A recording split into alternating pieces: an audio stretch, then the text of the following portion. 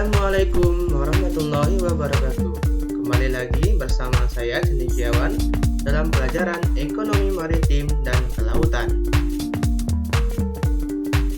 Pada pertemuan sebelumnya, kita telah belajar tentang perdagangan antar negara, meliputi ekspor dan impor. Masih ingatkah kalian apa itu ekspor dan apa itu impor?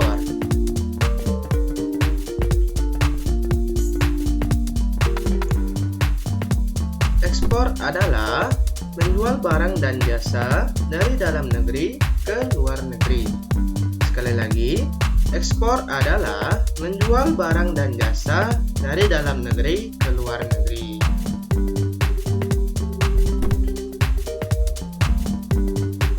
Coba perhatikan animasi berikut ini. Ini adalah pelabuhan milik Indonesia. Barang-barang ekspor itu dikirim dengan kapal dari pelabuhan Indonesia ke negara lain.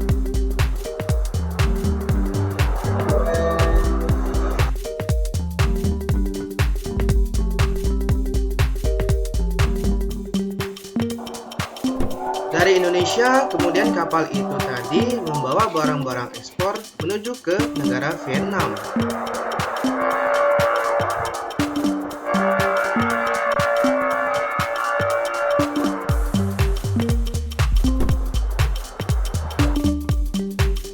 Kapal yang membawa barang ekspor Indonesia tersebut kemudian tiba di pelabuhan negara milik Vietnam. Itulah yang disebut dengan ekspor.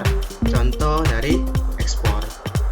Selain ekspor, ada lagi yang namanya impor.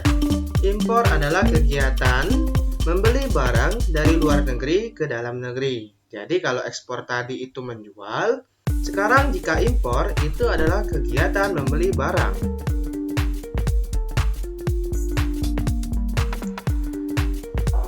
Contoh impor, ini misalkan barang-barang impor pesanan Indonesia dibawa menggunakan kapal dari pelabuhan milik negara Vietnam.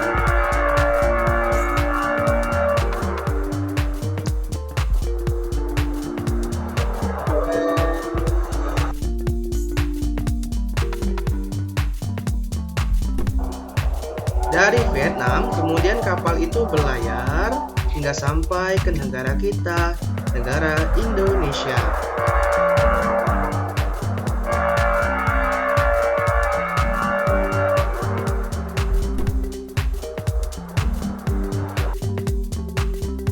Setelah berlayar mengarungi lautan, kapal yang membawa barang-barang pesanan milik Indonesia kemudian tiba di pelabuhan negara Indonesia.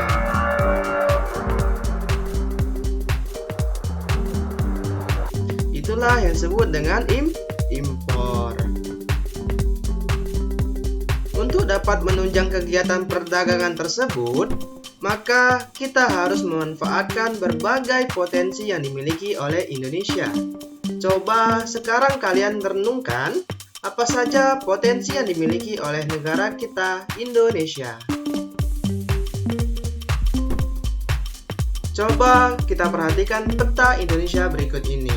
Indonesia terletak di antara dua samudra, Samudra Hindia dan Samudra Pasifik. Indonesia juga memiliki wilayah laut yang sangat luas. Nah, wilayah laut yang sangat luas inilah menjadi potensi yang besar bagi Indonesia.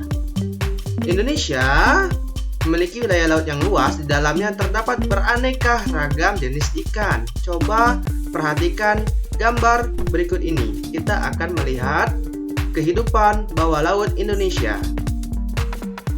Nah, ini adalah kehidupan bawah laut Indonesia. Ada ikan hiu, ikan paus, ikan tuna, dan berbagai jenis ikan yang hidup di dalam laut Indonesia. Potensi kelautan yang begitu besar yang dimiliki oleh Indonesia tentu menjadi nilai tambah yang harus dimanfaatkan untuk dapat bersaing dalam perdagangan antar negara. Maka dari itu, pada pertemuan ini kita akan membahas tentang ekonomi maritim dan kelautan. Ada yang sudah tahu apa itu ekonomi maritim dan apa itu ekonomi kelautan?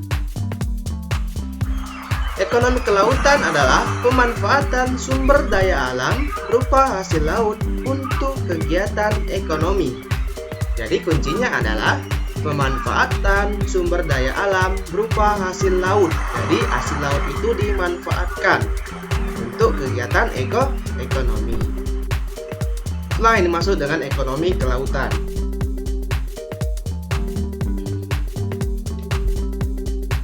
Selain ekonomi kelautan, ada juga yang namanya ekonomi maritim. Kalau tadi pemanfaatan sumber daya alam, itu ekonomi kelautan. Kalau ekonomi maritim, itu adalah kegiatan ekonomi yang mencakup industri perkapalan dan transportasi kapal. Jadi kuncinya adalah industri perkapalan dan transportasi kapal. Semua yang berhubungan dengan perkapalan itu disebut dengan ekonomi maritim. Contoh di samping ini adalah galangan kapal atau tempat untuk membuat kapal.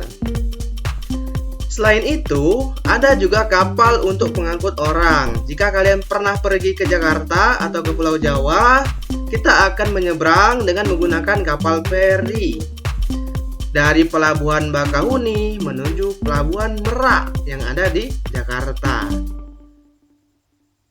Selain kapal pengangkut orang, ada juga yang namanya kapal pengangkut barang. Seperti tadi, barang ekspor dan barang impor itu dibawa menggunakan kapal pengangkut barang atau kapal kargo. Sungguh besar potensi ekonomi kelautan dan kemaritiman Indonesia. Selanjutnya, kita akan membahas bagaimana kondisi ekonomi maritim dan kelautan Indonesia pada saat ini.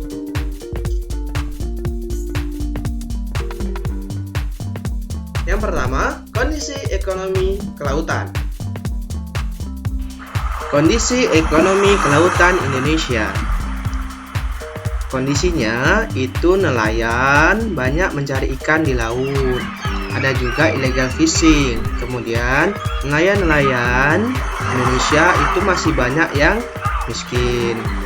Hasil laut yang ditangkap oleh nelayan tadi itu bisa langsung dijual, bisa juga diolah menjadi ikan asin atau diolah menjadi terasi. Selain diolah, ikan-ikan tadi juga bisa diekspor.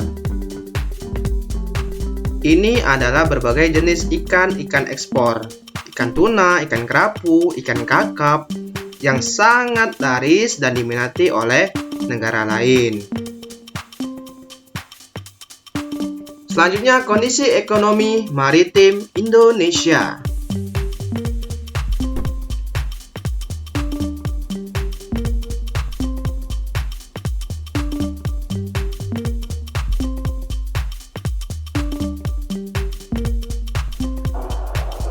Kondisi ekonomi maritim. Sektor pelayaran.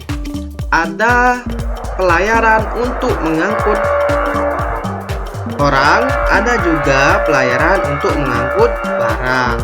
Kalau pengangkut orang itu tadi contohnya kapal feri. Kemudian kalau kapal pengangkut barang itu adalah kapal yang di atas tuh yang besar. Untuk mengangkut barang-barang ekspor dan impor biasanya. Jadi ada dua sektor, kapal orang dan kapal barang.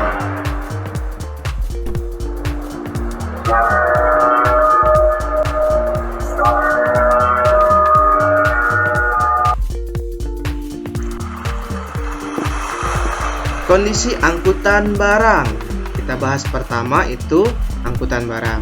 Pelabuhan yang dimiliki Indonesia belum mampu menampung kapal-kapal besar. Kalau kapal pengangkut barang itu kapalnya besar-besar. Kemudian kapal besar tadi itu masih banyak kapal milik orang asing. Ternyata Indonesia belum banyak memiliki kapal pengangkut barang sendiri. Kapal pengangkut barang itu masih banyak dimiliki oleh orang asing. Kondisi kapal angkutan orang. Nah, kapal angkutan orang ini kondisinya banyak yang sudah tua.